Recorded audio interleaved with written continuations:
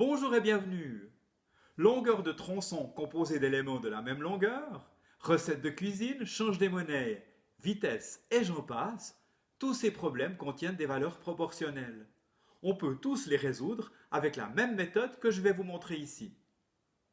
Une seconde vidéo fera le lien avec la proportionnalité dans la pente, les triangles semblables et même la tangente en trigonométrie. Le lien se trouve à la fin de cette séquence. Ce tronçon de rail mesure 72 cm. Il est composé de 4 éléments. Que mesure ce tronçon de 5 éléments? Comme il vous est impossible de faire d'autres mesures depuis votre position derrière l'écran, vous devez trouver une méthode pour y arriver. Faisons un tableau de valeurs. Attention, les entrées sont essentielles. Nombre d'éléments et longueur en centimètres. 4 éléments mesurent 72 cm. Et 5 éléments? Que mesure un élément? 4 fois moins d'éléments, une longueur 4 fois plus courte. 72 divisé par 4 égale 18. Un élément mesure effectivement 18 cm. 5 fois plus d'éléments et une longueur 5 fois plus longue. 18 fois 5 égale 90. 90 cm. Regardez le 1. Il est essentiel. C'est une sorte de tremplin pour calculer facilement le nombre recherché. Observez ces fractions. Elles sont égales. On divise ou on multiplie le dénominateur et le numérateur par le même nombre, comme pour le tableau contenant des valeurs proportionnelles.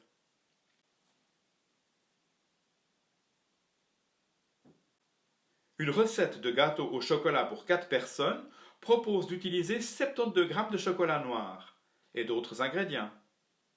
Quelle quantité de chocolat est nécessaire pour 5 personnes? Comment nommer les entrées du tableau? Nombre de personnes et quantité de chocolat en grammes. 72 g pour 4 personnes et 5 personnes.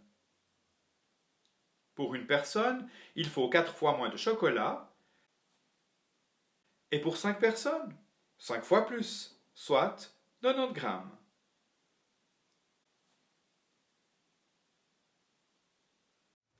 Revenons à nos rails. Si le wagonnet parcourt le tronçon de 72 cm en 4 secondes, quelle distance parcourrait-il en 5 secondes en gardant la même vitesse?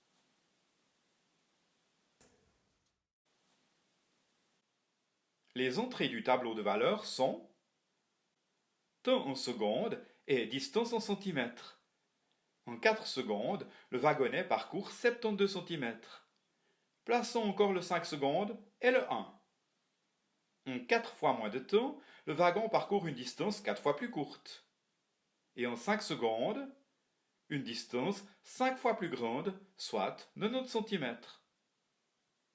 Je peux augmenter la difficulté en vous demandant quelle serait la vitesse en km à l'heure, ce qui signifie km en 1 heure. Mais je ne vous donnerai pas la solution tout de suite, je la garde pour la fin de la vidéo. Voici 2 indices pour ceux qui voudraient résoudre le problème maintenant.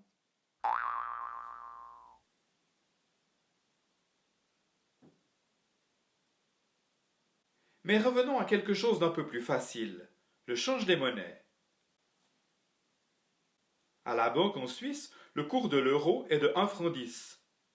Je veux changer 160 euros. Combien de francs suisses vais-je recevoir? Essayez de résoudre ce problème par vous-même. Vous avez peut-être eu des difficultés à remplir le tableau. En effet, il faut bien décoder le message.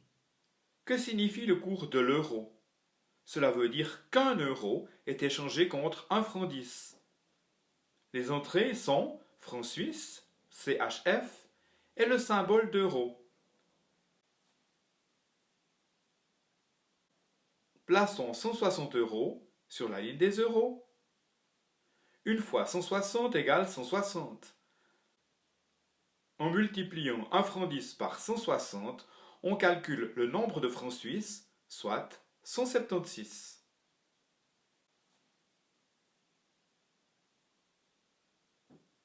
Pendant ce temps, en Grande-Bretagne, le cours du dollar est de 0,80 livres sterling. John wants to change 540 livres en dollars. Combien de dollars doit-il recevoir? Vous avez trouvé? Dans les entrées du tableau, j'utilise les symboles de la livre et du dollar. À gauche, du dollar signifie pour 1 dollar. Dans le tableau, 1 dollar est échangé contre 0,80 livres. Plaçons 540. Oups, c'est l'erreur fatale qui arrive souvent. Attention, 540 sont des livres. Par combien multiplier 0,80 pour trouver 540? On divise 540 par 0,80, ce qui fait 675. 675 fois plus de livres et 675 fois plus de dollars. John va donc recevoir 675 dollars. Comme vous le voyez, la mise en place des éléments est déterminante. On peut faire la même démarche pour les problèmes liés à une carte de randonnée au 1/50 millième. C pour carte en centimètres et R pour réalité sur le terrain en centimètres. 1 centimètre sur la carte correspond à 50 000 centimètres dans la réalité. Quelle est la distance entre deux endroits sur le terrain si, sur la carte, on mesure 8 centimètres entre eux? La masse volumique de l'or est de 19 grammes par centimètre cube. M pour masse en grammes et V pour volume en centimètre cube. Gramme par centimètre cube signifie qu'un centimètre cube d'or pèse 19 grammes. Quel est le volume d'un lingot en or de 228 grammes? La consommation d'essence d'une voiture est de 5 litres au 100. E pour essence en litres et D pour distance en kilomètres. 5 litres pour 100 km.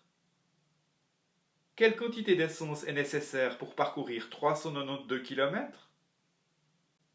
Une fois les éléments placés, il est beaucoup plus facile de résoudre ces problèmes. Vous voulez les solutions? Les voici.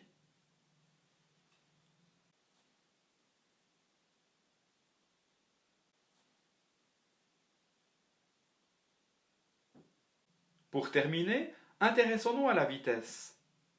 Sur le compteur, que signifie 60 km à l'heure? Si on roulait 1 heure à la même vitesse, on parcourrait 60 km. D pour distance en kilomètres et T pour temps en heure. 60 km en 1 heure. Maintenant, revenons au problème laissé en plan tout à l'heure. Il fallait calculer la vitesse en km à l'heure, donc la distance qui serait parcourue en 1 heure. Nous avions déjà calculé la distance en 1 seconde, 4 fois moins de temps, et une distance 4 fois plus courte. Et pour 1 heure? Dans le tableau, où inscrire 1 heure? Sur la ligne du temps? Oui, mais il y a un problème. Il s'agit du temps en secondes. En effet, il faut convertir 1 heure en secondes. Et combien de secondes y a-t-il en 1 heure? Qu'en pensez-vous?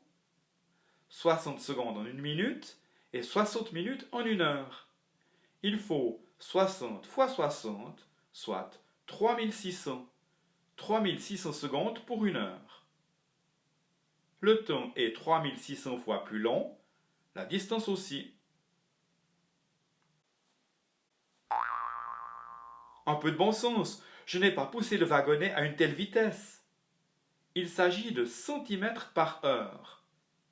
Il faut encore convertir les centimètres en kilomètres, ce qui donne 0,648 km à l'heure. Vous voyez, les problèmes de vitesse présentent des difficultés liées bien davantage à la conversion des unités qu'à la proportionnalité. Je mets ici deux liens. La proportionnalité dans les pentes, les triangles semblables et la tangente, et la vitesse. Au revoir et bonne relaxation.